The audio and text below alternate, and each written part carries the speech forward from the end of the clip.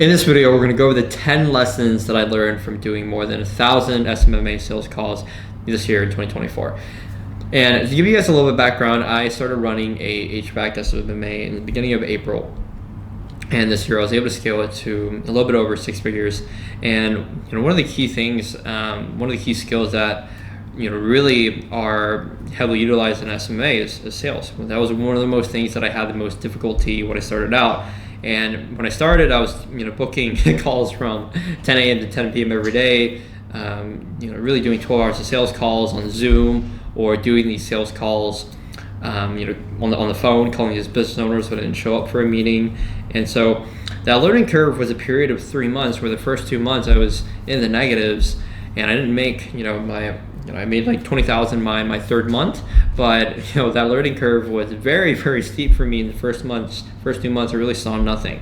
And so, if I were to look back and look at my year on how I could have really changed up my sales process, there's lots of things I would have done to get myself to 6 figures within 1 year as soon as possible. So here, let's take a look at the most important lessons. So one of the key things that I would do in the beginning when I'm starting any online business that's sales focused, and I needed to get in front of Zoom calls, in front of business owners, the first thing that I would do is I would hire a sales coach for faster progress, right? I don't know where your experience is in talking to people door to door, maybe some door to door sales, maybe you've never really done any online calls to sell people at all. Regardless of where you are, I strongly recommend hiring a sales coach to get you on a faster progress, especially if you're a beginner that doesn't really understand the logical flow on doing these calls, right? The reason for hiring a sales coach, you might think, I don't want to pay $5,000-$10,000 for a sales coach. Well, the opportunity cost of you not understanding sales and just wasting your money on ad spend and outreach and time talking to prospects, and you just not being trustworthy and being unable to convince them to buy your service or buy your product, that opportunity cost is much, much higher than any cost that you would pay for a sales coach, especially if you're a beginner, right? I was thankful to where my friend had a friend that was in door-to-door sales, and he was able to coach me online. And within a period of 2-3 weeks, I had a significant progress, and I was closing clients and gaining the confidence in taking more and more sales calls and closing them. So number one thing is hire a sales coach. Second thing is track your KPIs, right? As you start doing more calls, you're closing, you need to understand the numbers, right? The only way for you to improve that process, right, part of it is your own sales ability. Another thing is, what do the numbers look like, right? What is the show up rate of all the prospects that are showing up on a call with you? Because if the show up rate is very low, there's maybe something that you're doing wrong in your funnel, right? So if you improve your funnel, you're going to improve your sales just by improving your funnel, right? You're going to get in front of more business owners, right? And some of the KPIs to look at is obviously the show up rate, the cost per acquisition, based on your ad spend. You really want to have a 5x ROI on the ad spend, right? So minimum 5x ROI on your ad spend. You need to track those numbers, and also really understand, hey, these are the numbers.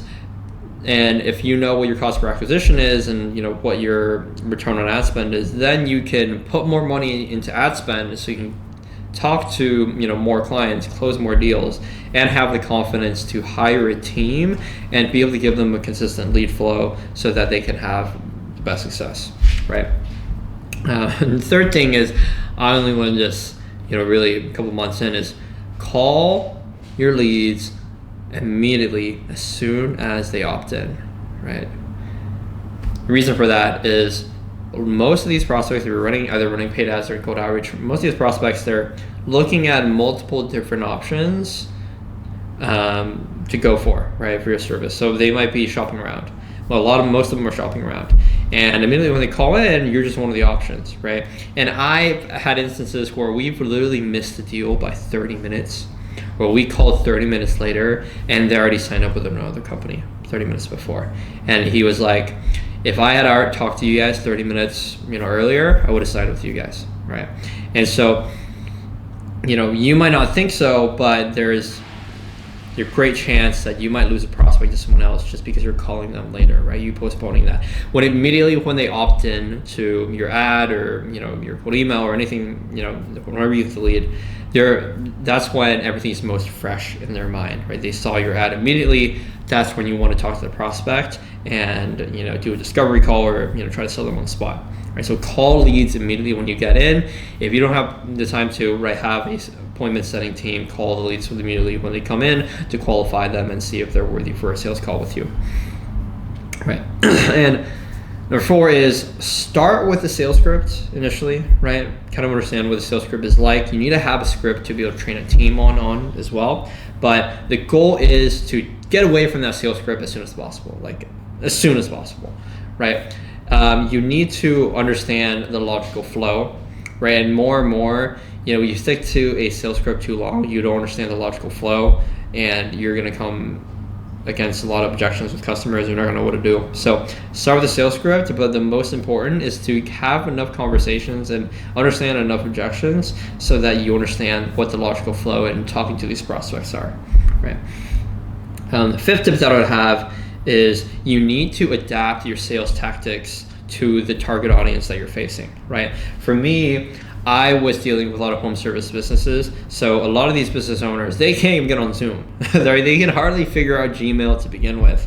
And so if you're hoping that these business owners who aren't great at technology to show up on your Zoom call, you're a lunatic, right? So how we adapted is, obviously make the funnel better and try to improve the show up rate. But even if the show up rate isn't great, you need to be in the offensive, right? So whenever customers started logging in, when they started opting in, we would what we would do is we would call them, right? So we would do outbound calls to all the leads that opt into our forums and pre-qualify them and then get them on a Zoom call, right? So always adapt, understand who your audience is. And I hear so many companies starting out, they're like, oh, these prospects aren't showing up on Zoom calls. I'm like, understand who they are. These people probably don't even know how to figure it out, right? They're technology inept, right? So adapt to that and adapt your sales process to it. So after I've adapted my sales tactics, the next thing that you need to do is you need to start hiring out, building out your sales team, right? Taking 12 hours a day, taking 12 hours of calls every day is not feasible, right? Even 5 hours, right? Over time, as good as a salesperson you are, you're going to get fatigued, right? Your calls at the end of the day, when you do too many, aren't going to be as good as the ones at the beginning. And as a business owner, as you scale, you should only be taking the calls that actually matter. You should only be talking to prospects that are warmed up, that have the budget for the services that you do. And you should only be talking to really qualified prospects that want to negotiate some kind of deal, right, with you. So the first hire that I would make is I would hire a appointment setter for my business, right? I would have an appointment setter call all the inbound leads and all the leads to make sure that they've watched all the material that I need them to watch. They looked at our website, testimonials, and number 2, they have the budget to afford the services that we have, right? They are our ideal prospect, right? And that's when I would get on a call with them and close them, right?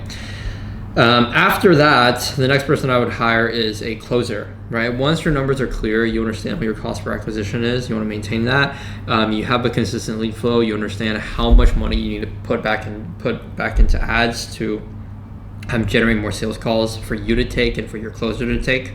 That's when I would have a setter in place and then hire a closer, bring in more sales call into the business so we can drive more revenue, right? Make sure the numbers are in place. The next thing I would do is, keep yourself in the business owner, right? As a business owner, you should be leading your sales team, training, and trying to find ways to improve that process, right? Building a better funnel, right? Putting more marketing content out there so that sales is as easy as possible, right? Only taking warm calls and prospects that have, that are extremely qualified and or wanting to negotiate with you on something, right? Maybe there's a bigger deal that is beyond the scope of service that you offer. That's when you need to go speak to a prospect, right? And the next thing that we need to do throughout this process of building out our sales is just marketing, building credibility, right? Having great sales ability can take you so far in convincing the prospect to trust you, but some people are just really old-fashioned. They want to see your Google reviews, they want to see your testimonials, right? They want to see all that on pen and paper, right?